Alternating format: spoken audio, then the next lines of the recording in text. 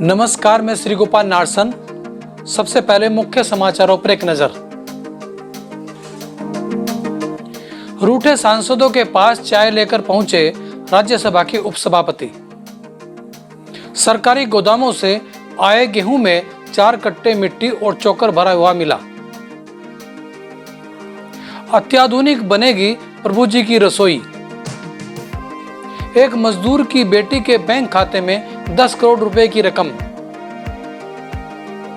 ब्राह्मण समाज के महामंत्री डीपी शर्मा को दी श्रद्धांजलि। अब खबरें विस्तार से। राज्यसभा से सोमवार को निलंबित किए गए 8 सांसद कल रात से ही संसद की लॉन में प्रदर्शन कर रहे हैं।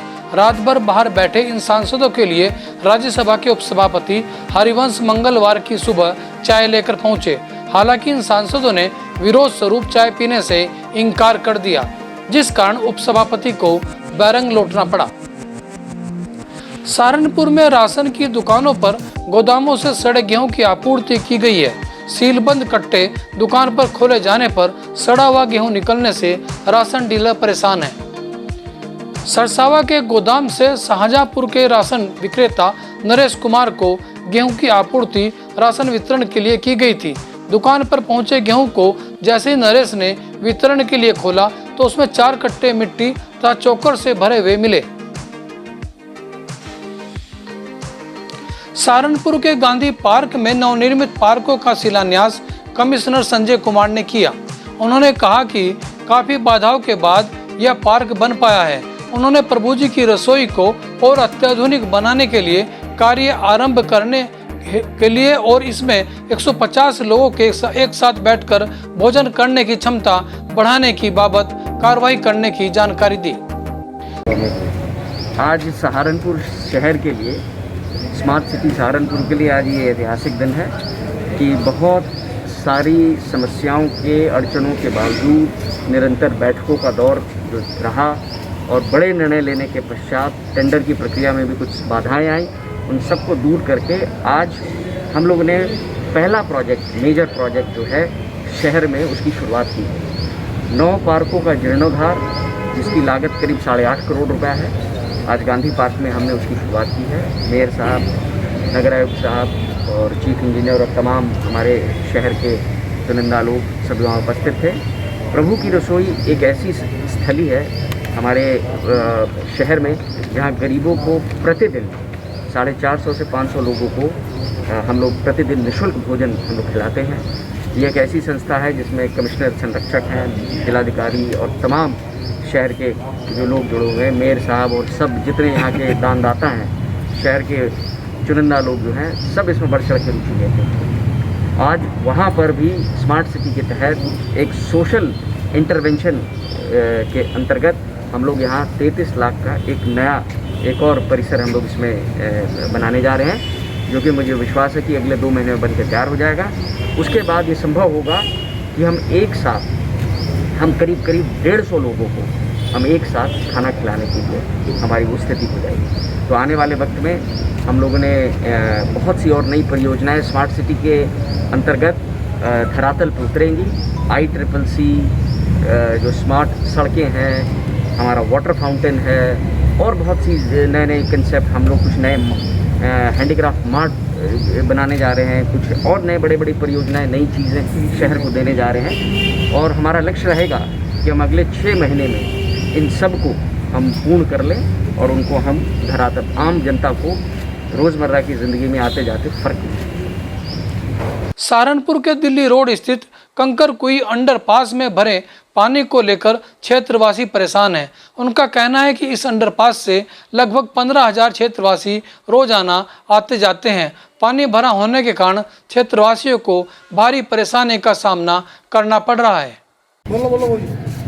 यह अंडरपास कंकरकुई का अंडरपास है और दिल्ली रोड से सीधे ये 5-6 गांवों की कनेक्टिविटी है। कम से कम 30,000 लोग सीधे इससे प्रभावित हैं और यहाँ पे 4-4 फुट का पानी रहता है। किसान, मजदूर, कोई भी आदमी अपने किसी भी वाहन से निकल नहीं पा रहा। स्कूली बच्चे यहाँ से ऐसे ऊपर से कभी फाटक के ऊपर से जाते हैं, कभी कहीं से जाते हैं।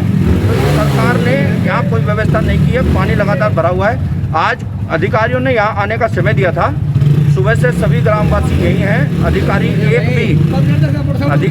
एक भी यहाँ पे नहीं पहुँचा।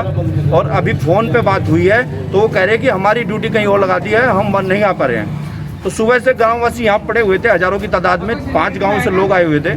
तो हम तो यही चाहते हैं आपके माध्यम से, मीडिया के माध्यम से, कि इस हमारा परमानेंट कोई इसका सोल्यूशन निकाला जाए। अधिकारी सुनवाई नहीं करते तो अधिकारी कोई सुनवाई नहीं कर रहे। नहीं करते तो आप क्या अगला कदम क्या होगा? अगला कदम तो सभी से मिलजुल कर लिया जाएगा, सलाह मशवरा करके कोई ना कोई तो उठाया जाएगा।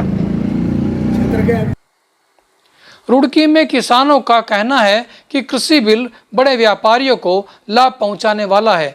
गेहूं सहित कुछ अन्य फसलों पर एमएसपी बढ़ाना किसानों को बहलाने की कोशिश करना मात्र है।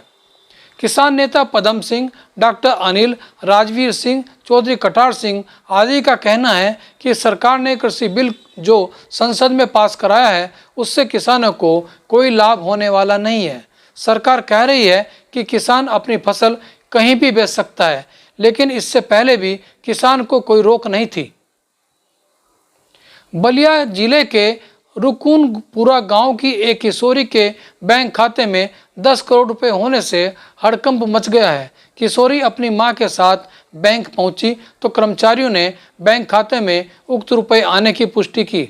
बैंक ने खाते से लेन देन पर रोक लगा दी है। किशोरी ने इस मामले को लेकर बांसडीह कोतवाली में गुहार लगाई है। मजदूरी करने वाले परिवार की इस लड़की खाते में रुपए कहां से आए, यह जांच की जा रही है। ब्राह्मण समाज रुड़की के महामंत्री डीपी शर्मा की कोरोना से हुई दुखद मृत्यु पर ब्राह्मण समाज के लोगों ने गहरा शोक व्यक्त किया है। समाज के अध्यक्ष सुरेश चंद्र शर्मा, अशोक शर्मा आर्य और जेपी शर्मा आदि ने शोक सभा कर उन्हें श्रद्धांजलि अर्पित की है। हरियाणा सरकार ने कपास, बारीक धान पर बाजार और ग्रामीण शुल्क 4% से घटाकर 1% कर दिया है। किसान फसल बिक्री की राशि आड़ती के जरिए लेंगे या सीधे सरकार से भुगतान चाहते हैं, यह निर्णय उन्हीं पर छोड़ दिया गया है। यह निर्णय ऐसे समय किया गया है जब किसान कृषि विधेयकों के खिलाफ आंदोलन कर रहे हैं। कुख्यात अपराधी विकास दुबे के एनकाउंटर के बाद उसकी 10 बीघा जमीन पर 3 लोगों ने अवैध कब्जा कर धान की रोपाई तक कर दी है। शिकायत के बाद तहसील प्रशासन हरकत में आया। एसडीएम बिल्हौर ने नायब तहसीलदार और शिवराजपुर थाने की पुलिस को जमीन से अवैध कब्जा छुड़ाने का आदेश दिया है। रुड़की सिविल लाइन अस्पताल में अंबुजा सीमेंट फाउंडेशन की ओर से ऑक्सीजन मशीन दी गई। सीएमएस ने बताया कि इससे मरीजों को काफी हद तक मदद मिलेगी। इस दौरान फाउंडेशन से जुड़े पदाधिकारी भी मौजूद रहे। आज रुड़की में श्री बांके बिहारी गौशाला के तत्वाधान में श्रीमद् भागवत कथा का आयोजन गोगा महाड़ी मंदिर आजाद नगर में किया गया। कथावाचक पंडित राकेश शास्त्री के द्वारा भक्तजनों से श्रीमद् भगवत कथा का रसपान ग्रहण किया गया।